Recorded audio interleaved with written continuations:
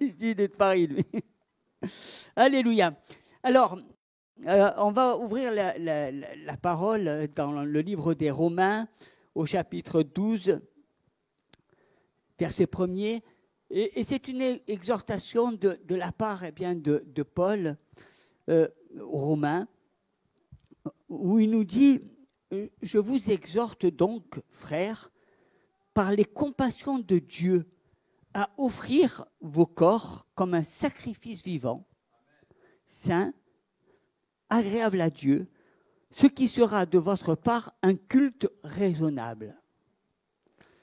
Ne vous conformez pas au siècle présent, mais soyez transformés par le renouvellement de l'intelligence, afin que vous discerniez quelle est la volonté de Dieu, ce qui est bon, agréable et parfait. » Et dans la première lettre aux Thessaloniciens, au chapitre 5, verset 23, il nous dit que le Dieu de paix vous sanctifie lui-même, tout entier, et que tout votre être, esprit, âme et corps, soit conservé irrépréhensible lors de l'avènement de notre Seigneur Jésus-Christ.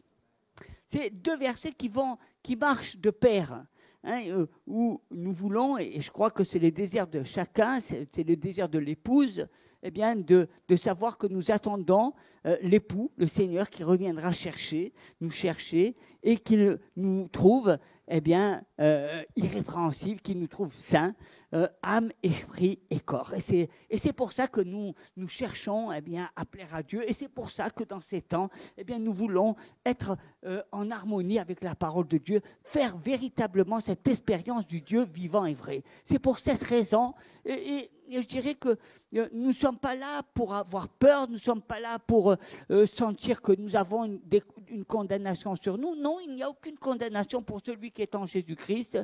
Dieu nous aime, nous sommes ses enfants, nous nous rappelons chaque dimanche qu'il est mort à la croix pour nous, et notre désir, c'est de vivre cette vie de transformation, de marcher dans sa sainteté, d'être renouvelé par l'intelligence de son esprit, et non pas par ce que nous voyons autour de nous.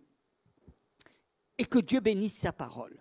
Vous savez, quand on pense à Israël, quand il était sous la captivité, qu'ils étaient sous l'emprise de l'Égypte, on voit combien ce peuple a été dans la souffrance et combien ce temps d'esclavage était dur, à tel point que le Seigneur lui-même, Dieu, dit « J'ai entendu mon peuple, j'ai entendu la souffrance de mon peuple ».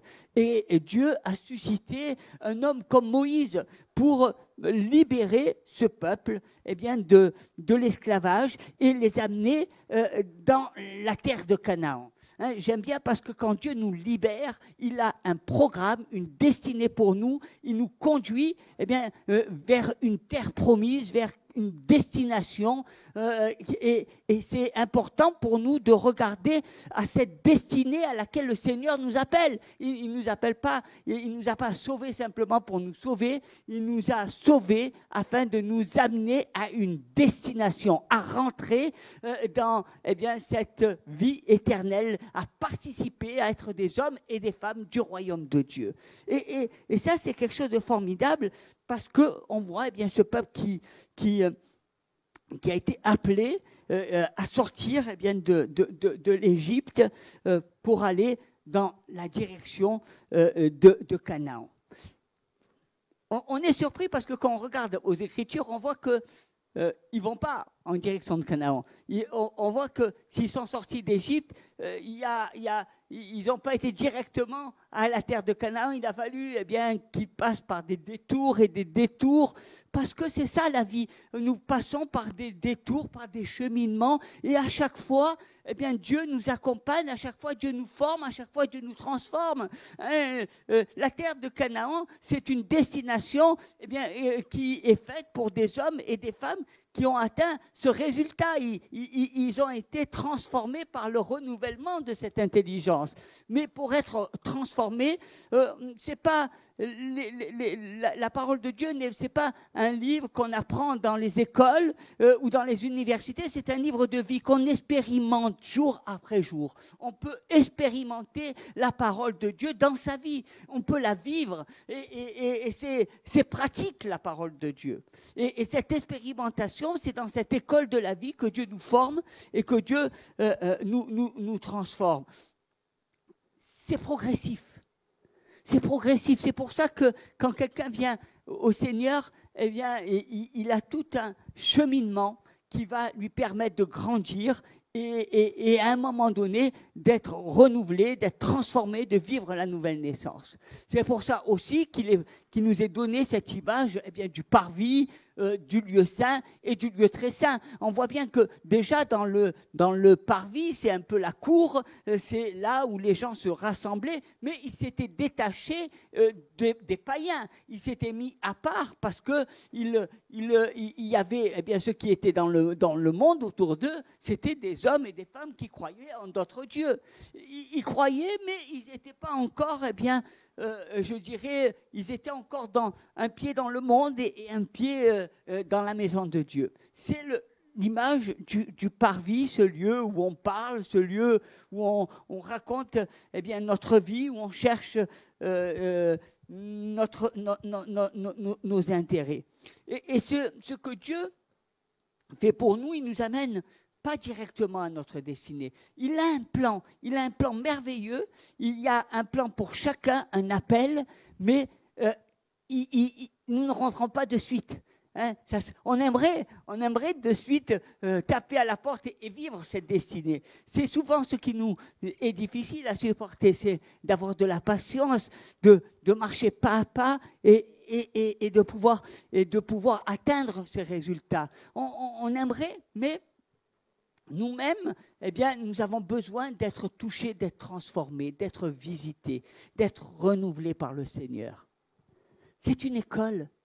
Vous savez, souvent, quand vous regardez les enfants, vous avez cette image de voir, et moi j'aime bien parce que des fois, quand je vois un enfant, je me mets dans sa tête, j'arrive à voir son monde, son imaginaire. Des fois, c'est marrant parce qu'on a l'impression de quitter la réalité pour entrer dans un autre monde, celui de l'enfance, et s'imaginer tout ce que les enfants puissent découvrir, leur rire, leur joie, un univers. Et puis quand vous allez voir des jeunes gens, il y a encore un autre univers. Ils sont dans un autre monde à 17, 18 ans, ils sont dans cette vie, dans cette recherche, ils se font beaux, ils veulent plaire, il y a tout quelque chose, cette fascination, le Hollywood chewing gum, vous savez, ces jeunes gens qui sourient pour qu'on voie leurs dents bien blanches.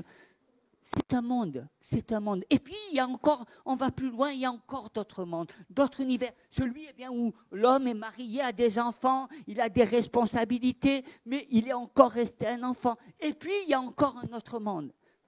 Chaque étape de la vie nous conduit dans des mondes. Et chaque fois, c'est une école. Et dans cette école, on apprend à ne pas vieillir. On apprend à ne pas être meurtri par les blessures de l'existence, malgré les différentes épreuves. On apprend à avoir toujours un cœur d'enfant, parce que ça nous permet de rester dans notre position, dans notre vie intérieure avec le Seigneur. Il y a un parcours, il y a une transformation. La parole de Dieu, elle est vivante. La parole de Dieu nous amène à vivre des choses formidables. Est-ce que vous avez envie de vivre comme ces vieillards qui sont fatigués par la vie, qui ne font que se plaindre, qui sont torturés? On a l'impression que rien ne leur plaît, qu'ils ne sont pas heureux de vivre. Et pourtant, ils ne veulent pas mourir. On voit, dans leur vie, cette infirmité, cette aigreur. Et puis, vous avez ceux qui traversent la vie et qui sont toujours heureux, renouvelés, parce que le Seigneur est avec. Parce qu'ils ont appris à vivre, non pas au travers des expériences, des difficultés, mais ils ont appris à surmonter la difficulté pour vivre des choses qui sont au reflet de la gloire de Dieu.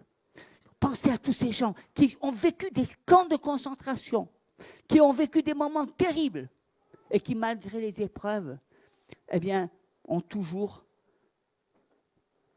ne veulent pas faire souffrir leurs enfants et leurs petits-enfants de toute la souffrance qu'ils ont pu vivre. Parce que, eh bien, c'était leur vie. Et qu'ils ne voulaient pas, en dehors d'un exercice de mémoire, ils ne voulaient pas faire porter à leur descendance, eh bien, toute la misère et toute la souffrance qu'eux-mêmes ont pu porter. C'est la vie. Et je crois que les parcours, les chemins de la vie, ces contours, ces dédales, tous ces chemins que nous vivons, eh bien, nous amènent progressivement à atteindre une destinée, à rentrer dans le plan de Dieu.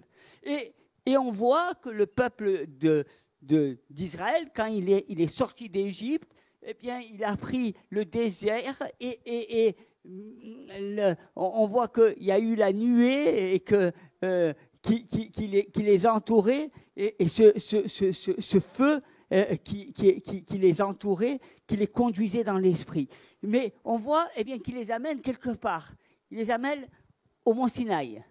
Et là, au Mont Sinaï, on voit un peuple qui est heureux d'être au Mont Sinaï, qui veut rester au Mont Sinaï. Parce que vous connaissez le Mont Sinaï, c'est un endroit merveilleux où Dieu agit puissamment, où Dieu s'est manifesté à Moïse et lui a donné les tables de la loi. C'était un endroit où ils étaient bien. Ils étaient tellement bien que finalement, ils ont oublié la terre de Canaan. Hein? Ils ont oublié leur destination. Il faut faire attention parce que Jésus, lui, il est venu eh bien, pour nous montrer le ciel, et il est venu pour nous conduire dans notre destination. Notre destination, c'est la vie et la vie éternelle, c'est la cité céleste. Hein? Nous ne sommes que des pèlerins et des voyageurs sur cette terre. Mais nous sommes tellement bien sur la terre que nous oublions notre éternité. Nous voyons la puissance de Dieu, nous voyons les joies de la vie, nous voyons eh bien, qu'à un moment donné, on est concentré par le fait qu'on est parent, ou on est concentré par notre travail, qu'on est tellement pris eh bien, dans notre vie qu'on ne va pas dans la destination à laquelle Dieu nous a appelés. Et c'est important de prendre conscience de votre destination. C'est très important de prendre conscience à quoi Dieu vous a appelé. Il y a des gens qui ne savent pas, qui se disent, moi, ma destinée, c'est de devenir brillant, c'est de devenir un grand homme. Non, ta destinée, c'est le ciel. C'est ça que notre destinée. Nous sommes appelés à devenir des hommes et des femmes de l'éternité. Nous sommes appelés à ce que le Seigneur eh bien, revienne et qu'il nous amène dans sa nuée. Nous sommes appelés à être l'épouse de Jésus. C'est notre appel, eh bien, il ne se situe pas dans la cour, il ne se situe pas dans le lieu saint, il se situe dans la chambre, là où l'épouse se prépare à la rencontre de son époux. Et nous sommes l'épouse. C'est-à-dire que nous nous préparons à vivre notre éternité.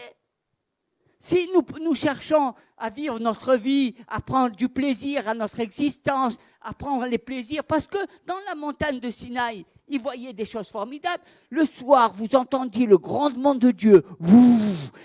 Ils entendaient la voix de Dieu. Ils n'avaient pas envie de partir, ils étaient bien. Hein? Ils voyaient la puissance de Dieu. Et le désir de Dieu, c'était toujours d'être avec eux. N'oubliez pas que dans le désert, eh bien, on transportait le tabernacle, et le tabernacle était portatif, et il représentait la présence de Dieu. Dieu est avec toi.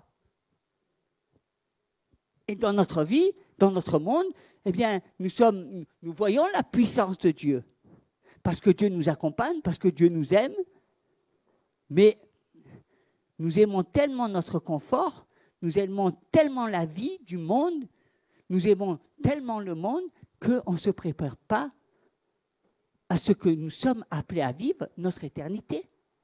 Quand tu penses que ta vie sur terre n'est rien par rapport à l'éternité, quand tu penses que ta vie sur terre, c'est clac, tous les gens que tu connais, ton mari, ta femme, tes enfants, clac, c'est rien par rapport à l'éternité.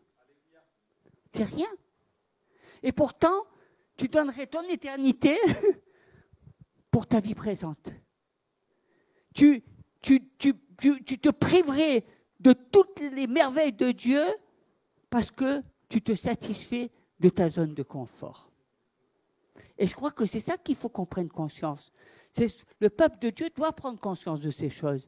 Parce que si on veut rentrer dans cette marche, si on veut gagner cette éternité, si on veut atteindre cette terre de Canaan, imaginez Moïse qui a sorti à main forte tout ce peuple de l'Égypte, de 400 ans d'esclavage, et il n'a pas atteint cette terre de Canaan. Parce que le peuple s'était habitué, parce que le peuple désirait, ne voyait plus la finalité. Et je crois que beaucoup de chrétiens ont perdu de vue que notre finalité, notre destinée, c'est le ciel. On ne peut pas rester sur terre. Ne cherchez pas à gagner la terre. Ce n'est pas votre terre. Vous n'êtes que des pèlerins. Faut gagner votre éternité. C'est là où on sera. C'est là notre vie. C'est là ce que nous allons partager pendant toute notre existence. Parce que ça change tout quand on prend conscience de ça. Parce que tant qu'on n'a pas pris conscience, on regarde que ce qui nous intéresse. On fait des compromis avec Dieu. Parce que tu comprends, il y a mes joies, il y a mon confort, il y a ma bénédiction, il y a ce que je désire. Il y a mon moi. Mais si je veux gagner l'éternité, je dois mourir à moi. Celui qui perdra sa vie la gagnera. C'est-à-dire qu'à un moment donné, si je veux l'éternité, il faut que je me prépare comme l'épouse de Dieu, c'est-à-dire qu'il faut qu'il me sanctifie et que je me sépare de toutes ces choses qui me séduisent, de toutes ces choses qui me donnent pas d'aller en vie dans le ciel. Vous imaginez, il y a beaucoup de gens, de chrétiens, qui se disent, mais moi, Seigneur, le plus tard tu arriveras, mieux je me porte. C'est qu'ils ne sont pas prêts. Hein. Parce que Paul disait, mais tu sais, moi je suis pris à la fois par la douleur des personnes que j'aime, mais je sais qu'il m'est avantageux que je m'en aille. Parce que dans le ciel, je suis dans la présence de Dieu. Mais il y en a beaucoup qui ne comprennent pas ça. Mais pourtant, en tant qu'enfant de Dieu, on veut tous l'éternité. C'est notre destination. On sait tous qu'un jour, le Seigneur va revenir et il viendra chercher son épouse, c'est-à-dire vous, des hommes, des femmes qui allaient être transformés, renouvelés, qui allaient marcher dans sa sainteté. C'est à cela que Dieu nous appelle. Et j'aimerais que vous preniez conscience de cela. Parce que souvent, vous cherchez les bénédictions de Dieu. Souvent, vous cherchez la gloire de Dieu. Mais est-ce que vous recherchez l'éternité ? Votre lieu où vous y serez éternellement. Ce lieu, parce que quand tout le monde dit, oui, le Seigneur a fermé les portes de l'enfer, tout le monde applaudit, tout le monde est content parce qu'on dit, on va aller dans le paradis. Mais il y en a beaucoup, mes bien-aimés, qui s'ennuieront dans le paradis. Il y en a beaucoup qui n'aimeront pas le paradis parce qu'ils ne se sont pas préparés à vivre cette vie dans le paradis. Ils ne seront pas prêts. Pourquoi ils ne seront pas prêts ? Parce qu'ils ne se seront pas préparés. Ils n'auront pas été dans le lieu très saint. Vous savez, dans le paradis, il y a Dieu. Et Dieu est 3 fois saint. Et vous savez comment le peuple a réagi face à ce Dieu 3 fois saint ? Ils ont dit, Moïse, parle à Dieu. On a peur de mourir. Il nous fait peur, Dieu. Et oui, ils ont eu peur. Parce qu'ils ne sont pas préparés. Parce qu'ils ne sont pas rentrés dans la grâce. Parce que leur chair, leur désir était plus fort que leur recherche de l'éternité. Leur plaisir était plus cher que leur plaisir, que le désir d'éternité. Et on voit bien que, bien souvent, on préfère passer une soirée ou une journée avec des amis à faire la fête plutôt qu'aller dans une église. Parce que c'est le désir du monde qui nous presse. ce n'est pas le désir de Dieu. Hein, mais le désir de Dieu, l'Église, ne l'oubliez pas, eh bien, doit sans cesse prier pour que Dieu revienne. C'est ce que nous faisons chaque dimanche lorsque nous prenons la Sainte Communion. Nous disons, Seigneur, viens, viens, viens. Tous les dimanches, on lui dit au Seigneur, viens. Imaginez que Dieu nous prenne au mot. Comment vous comporteriez? Est-ce que vous seriez heureux? C'est ce que vous dites. Je crois que des fois, on dit des choses, on a l'impression qu'on ne se rend pas compte de ce qu'on dit. On a l'impression qu'on dit des mots et on ne sait pas ce qu'on dit. On dit, mais attends, tu t'es dit ça, tu sais. Il faut faire attention, un mot, ça peut te libérer comme ça peut te condamner. Donc on doit veiller. Hein, et je crois que offrir vos corps comme un sacrifice vivant. Parce que si nous n'offrons pas nos corps comme un sacrifice vivant, si nous sommes attirés, si nous sommes plus attirés par le monde, par notre vie, que par la vie éternelle, eh bien nous passons à côté de la destination. Notre vie est plus importante que notre éternité, alors que nous devons chercher en premier notre éternité. Lorsque Jésus est rentré dans notre vie, c'est l'éternité qui a commencé à rentrer dans notre vie et on doit marcher dans cette sanctification. C'est important parce que si vous ne comprenez pas ça, vous ne vous laisserez jamais travailler. Vous ne laisserez jamais travailler votre cœur. Dieu aura du mal. Vous allez faire des choses par vous-même. Vous allez vous donner un bon comportement. Vous allez faire la personne sage, la personne qui va ouvrir la porte d'une voiture, vous laissez rentrer, vous laissez votre place. Mais tout ça, c'est de la bienséance. Il n'y a pas besoin d'être chrétien pour faire ça. Il y a des gens qui sont païens et qui le font. Il y en a beaucoup des païens qui connaissent les bonnes manières. Il y a beaucoup de gens qui sont dans le monde et qui ont une attitude qui est honorable. Il ne faut pas être chrétien pour faire ça. On croit que c'est lié qu'aux chrétiens. On se dit, moi j'ai ma casquette de chrétien, le chrétien c'est ça. Non, le chrétien non.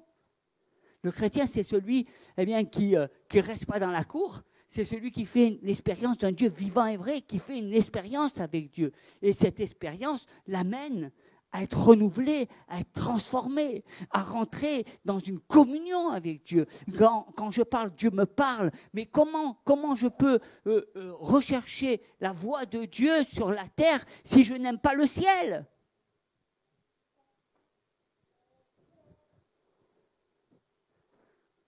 Être avec Dieu, c'est le ciel sur la terre. Non. Être avec Dieu, parler à Dieu, c'est le ciel sur la terre.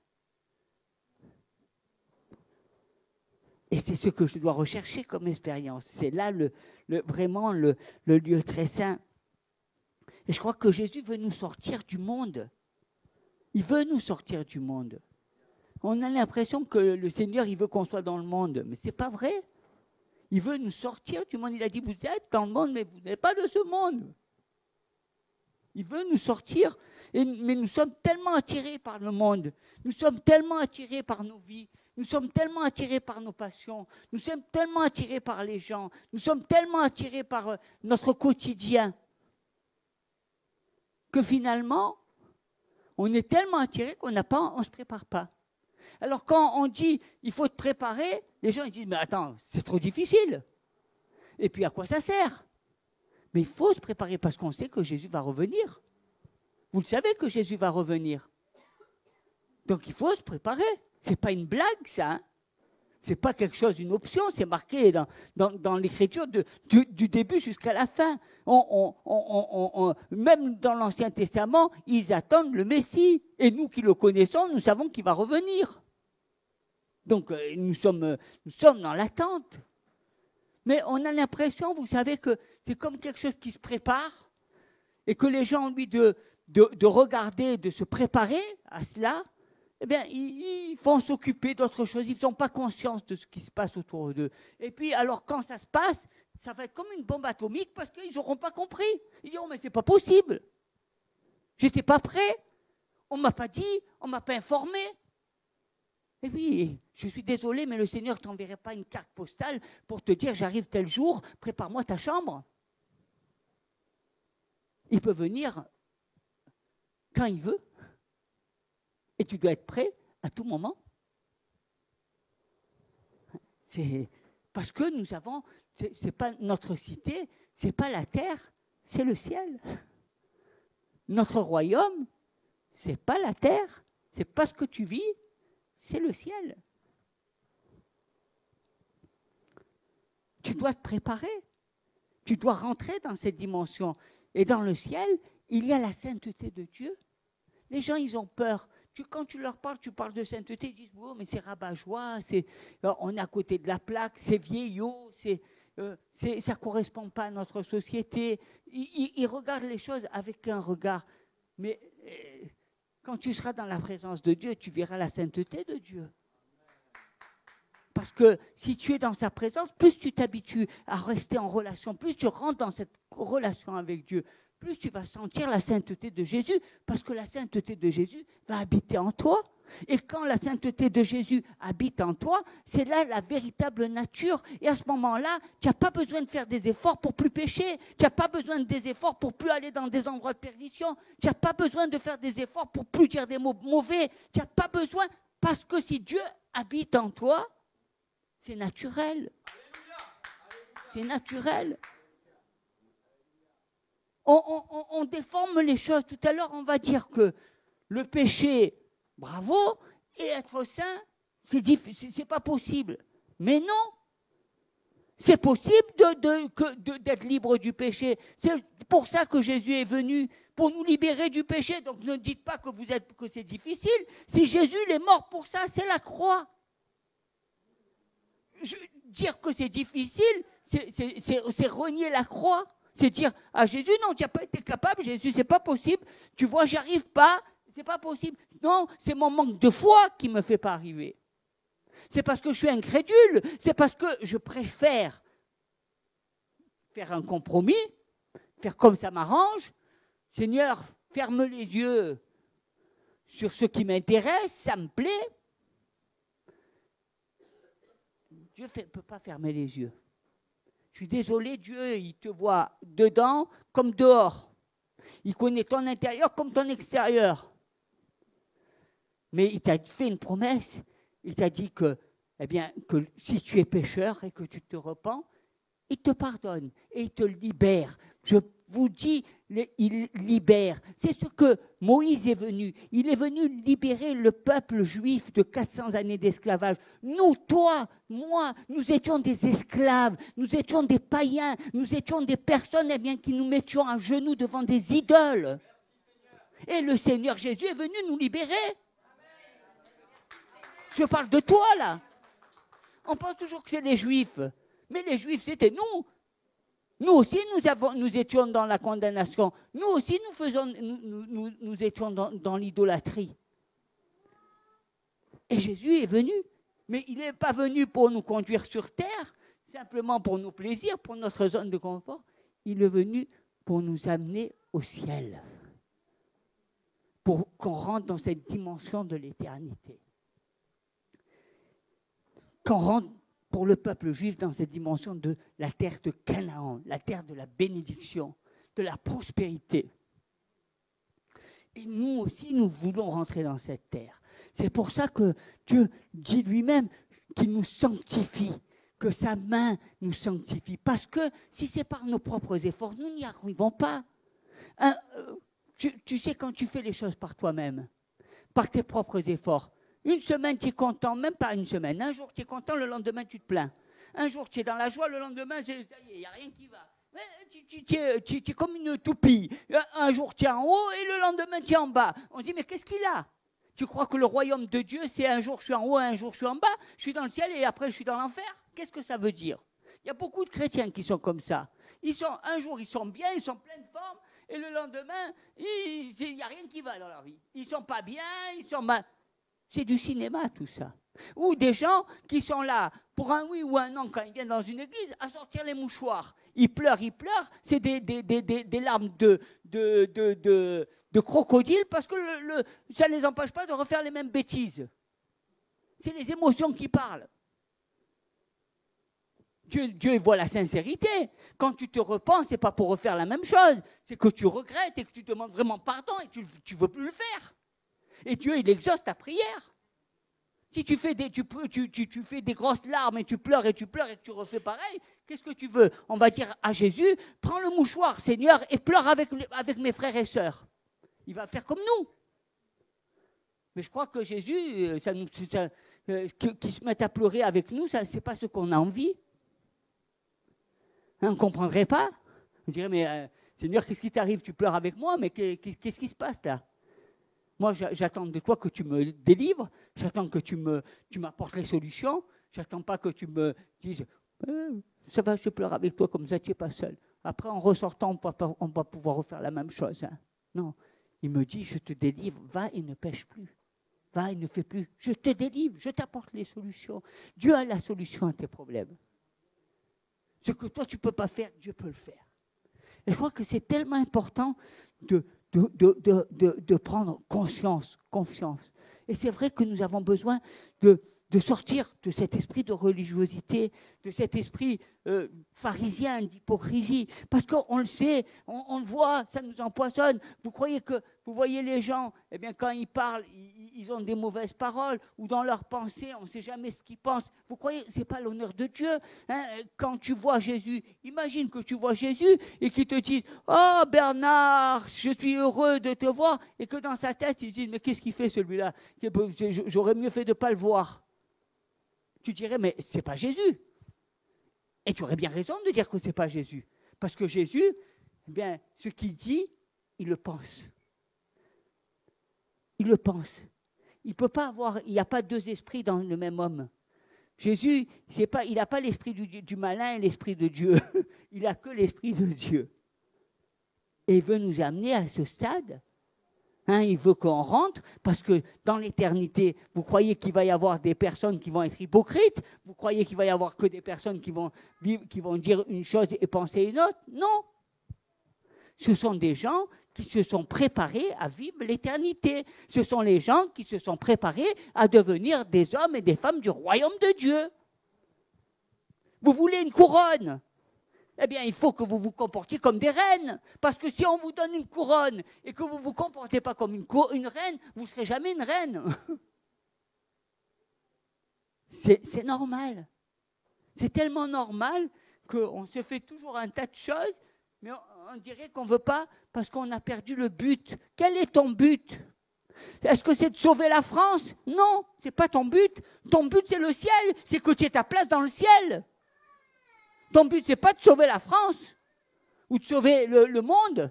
C'est Jésus qui le sauve. C'est pas toi, hein? C'est Jésus qui le sauve. C'est Jésus qui a payé le prix. Mais par contre, toi, tu dois veiller à ta vie. Parce que c'est comme ça. Et c'est en veillant à ta vie que Dieu te forme. C'est en veillant à ta vie que Dieu, eh bien, pose sa main sur lui et te transforme. C'est en veillant à ta vie, en apportant ta vie comme un sacrifice vivant à Dieu, eh bien, que Dieu le modèle et transforme ta vie et fait de ta vie, eh bien, un culte d'adoration. C'est finalement en mourant à toi-même que tu laisses à Dieu, eh bien, de prendre la place. C'est lui qui va prendre la place. Tu es appelé à un temple saint. Qu'est-ce qui fait de toi un temple saint?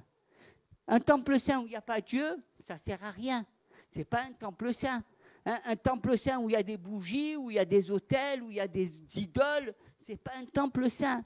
Il y a beaucoup de gens qui font des temples avec des idoles, c'est pas ça, c'est des rituels, c'est même de la magie. Ce qui fait de ta vie un temple saint, c'est qu'il y a la présence de Dieu dans ta vie. Et que toi, tu diminues, que toi, tu meurs à toi-même, et que Dieu, eh bien, grandisse, que moi, je diminue et qu'il croisse. Je veux pas de voir Bernard, je veux voir Jésus. Je ne veux pas voir Alice, je veux voir Jésus en toi. Parce que c'est ça qui m'importe. Alice, elle est comme toutes les femmes. Hein? Elle a des hauts, elle a des bas, elle est dans la chair. Ce n'est pas ça qui m'intéresse. C'est de voir, eh bien, Alice qui porte Jésus dans sa vie et qui vit cette vie de l'éternité, qui est au-dessus des choses, qui ne rentre pas dans la mêlée, qui ne se va pas dans la dispute pour n'importe quoi, qui ne rentre pas, parce que c'est la chair. Votre plus grand ennemi, c'est vous-même, c'est la chair. Votre plus grand ennemi, c'est le monde, parce que vous aimez le monde. Vous aimez tellement le monde que vous ne voulez pas partir.